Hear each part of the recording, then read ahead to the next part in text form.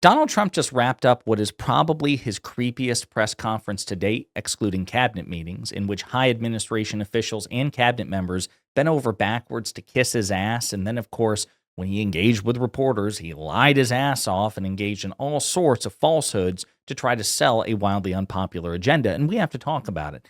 But before we do, if you end up liking this video and you want to support the channel, please be sure to hit the like, subscribe, and alert bells before you go. All right, friends, we're going to jump right on in, starting with how they are literally arranging people in a creepy dollhouse fashion around Trump and physically shoving them. I want you to note one of the people being manhandled is a Republican Senator, Katie Britt. Would you like to come behind us? Come on over. Come on. Don't be shy. Don't be shy. Yeah, I think Where's Erica? because we're doing a swearing in right now. Just so your name is like Always a producer. You can't be on this side of the president. Okay, so we'll do it. You get behind him. Okay, thank you very much, everybody. You can stand in front over here. It goes over there. Okay. Jeanette, stand in front. Judge Janine, Chief Protocol. Thank you. Don't tell Monica. So she's the U.S. Attorney for D.C., and yet she's like ordering people around to configure them in a certain way. And again, the woman in the purple at the very beginning being shoved around, she's a terrible person, Katie Britt, but she's a United States Senator being manhandled by Trump's staff. Like, no, we got to look a certain way. Move over here. Like, people, you all need to relax. Okay, now brace yourselves for the frankly disgusting level of ass kissing, at least for the next two clips.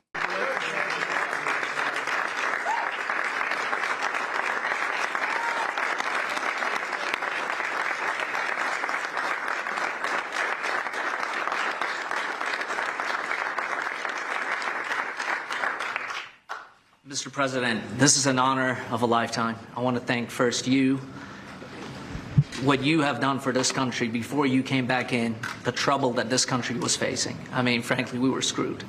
What you have achieved in 10 months has been historic, has surpassed any other presidency, and I fully believe what you will achieve in the next 3 years will never be beaten. So it has been an honor to serve you. I've been at your side for many years. I will continue to be there. And it's just an incredible honor. And I look forward to enhancing the relationship between our two nations. But again, thank you for entrusting me with this position. And I look forward to doing a great job for you. Thank you very much. That's Sergio Gore, who's about to become the official U.S. ambassador to India. Again, just the way that think about what he's saying in the context of American presidents, President Washington, President Lincoln, President Franklin Delano Roosevelt. I mean, it's just the obsequiousness of these people is truly disgusting. We've never seen anything like that. President Biden's people never said shit like this. President Obama's never said shit like this. President Bush never said shit like this. President Reagan, President George H.W. Bush, President Clinton.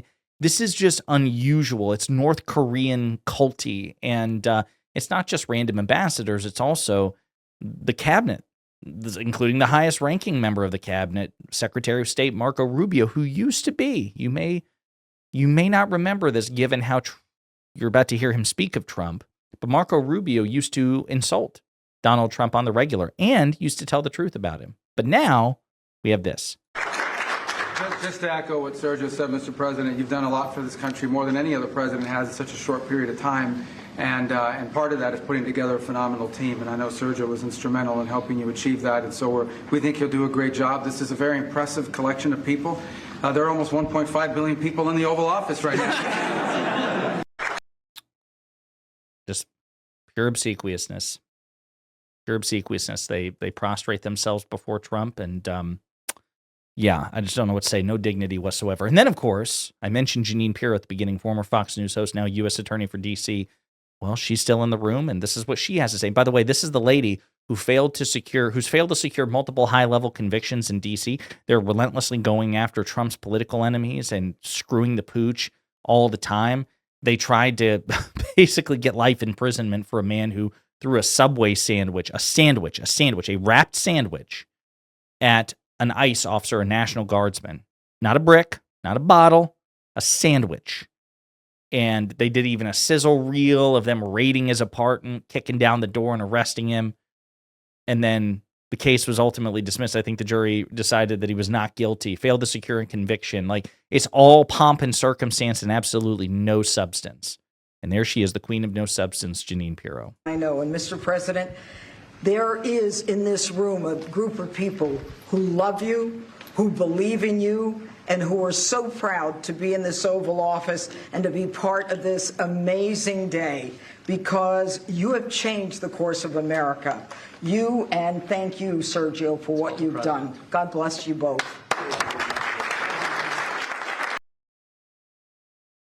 It is. It's so Stalin-esque. There was this idea that anytime Stalin would walk into a theater for a play, everybody would give him a standing ovation, and then everybody was looking around because nobody wanted to be the first one to stop applauding. That's how nervous they were. It's the same sort of energy here with Trump.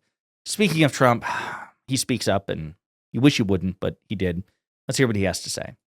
I hope that we're going to be able to have a health care where Lindsay and I were discussing it, Jim and I were discussing it, and Katie, we discussed it. We want a health care system where we pay the money to the people instead of the insurance companies. And I tell you, we're going to be working on that very hard over the next short period of time, where the people get the money. We're talking about trillions and trillions of dollars where the people get the money. Yes, please. So again, Trump has been talking about health care for Americans ever since he came down that golden escalator to, announce his candidacy for the presidency back in 2015. And he has failed spectacularly to deliver, because he just soliciting votes based on bullshit is a hell of a lot easier than delivering results. And so no reason to believe that he'll succeed here. He also pitched the idea of issuing $2,000 dividend checks to Americans. Check that out. We're going to be bringing them down. Without tariffs, this country would be in such trouble, as they were for many years. That's why we owe $38 trillion. And one of the things we're going to do, we're going to issue a dividend to our middle income people and lower income people of about $2,000. And we're going to use the remaining tariffs to lower our debt. We're going to be lowering our debt, which is a national security thing. So we're doing a lot of good work. And the numbers were reported so incorrectly. The real numbers are trillions of dollars have been taken in or gotten in terms of investment from the tariffs. And so if that were ever reversed, it would be a disaster. Frankly, it would be a national security problem for.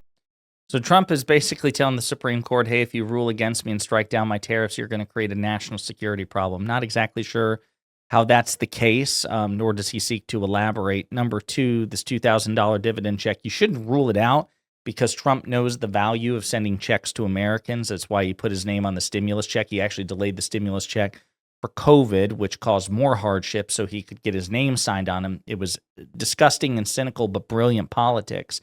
I wouldn't put it past him to try to do something like that again, knowing deep down that his approval rating and polling are in the toilet. And Democrats should do everything in their power to prevent that from happening. And if Donald Trump by some chance does succeed, they should make sure his name is not on those checks, but we'll see what happens. It would also be hella inflationary, right? That'd be a lot of friggin' money. And Donald Trump complains about inflation all the time under Biden. He says he's got inflation under control, but that would absolutely spike inflation. On the other hand, there's not much reason to believe that it will happen. Again, Trump has just failed more often than he's succeeded, so probably going to be another failure. We'll see, but Democrats should be vigilant. Here's another clip. I would say right now more than $18 trillion. The biggest number ever is a tiny fraction of that for any country. China, the United States, the biggest number ever. If you look at the past administration, Biden, he did less than $1 trillion in 4 years. We're over $18 trillion. By the time my first year ends, we're going to have over $20 trillion of investment coming into the United States. It's unheard of. We have AI factories. We're leading China by a lot. We have cars and, car plants coming in by more than we've ever had. So again, the annual GDP of the United States is about $30 trillion. Trump wants you to believe that he's somehow secured investment, which is when one country gives money to another, of 2/3 of that. Do you believe that? You'd be an idiot to believe that. Of course, Trump can cite absolutely no evidence, no receipts to support that claim, but he's hoping he can just throw out a big number, and the number's gotten more. First it was 15, then 17, then 20, then 21, then 22, then he's back down to 20. He's just pulling numbers out of his ass, hoping nobody notices. Here's another clip. Inflation in history, and we now are at a very low point. We're going to be hitting 1.5% pretty soon. So we're at a low point, and he was a high point. We did that. Food prices are way down. It's all coming down. And the biggest decrease, of course, is energy. And, as goes energy, goes everything else. Because when energy comes down, the oil, the electric, I think you're going to see $2 gasoline or something very close to that. He's been saying $2 gasoline for months. We played the clips. I hear gasoline's $2 a gallon, $2 a gallon. He's been saying this for 6 months. Now he's saying, well, it's not there yet, but maybe you'll see it. I think you'll be seeing it. He's just a pathological liar, the likes of which we have simply never seen. No Democrat has ever lied as egregiously and prolifically as Donald Trump has lied. And he's, again, making the same friggin' mistake that helped propel him back into power, right? Which is he's telling the American people, hey, I know what you're expressing in the polls, and I know prices are going up, but actually they're going down. And you need to believe they're going down. You need to think that they're going down. They're going down by a lot. They're going down by a lot. I know it doesn't look that way on your receipts, on your woke receipts, but things are actually going down. American people aren't buying it. American people aren't buying it. And at least so far, even the mighty propaganda arm of the Republican Party, Fox News and Tim Pool and the Daily Wire and the Daily Wire's constituent components and creators and Steven Crowder and Dave Rubin and Piers Morgan, all these people have failed to actually persuade the American people that Donald Trump's gaslighting is reality.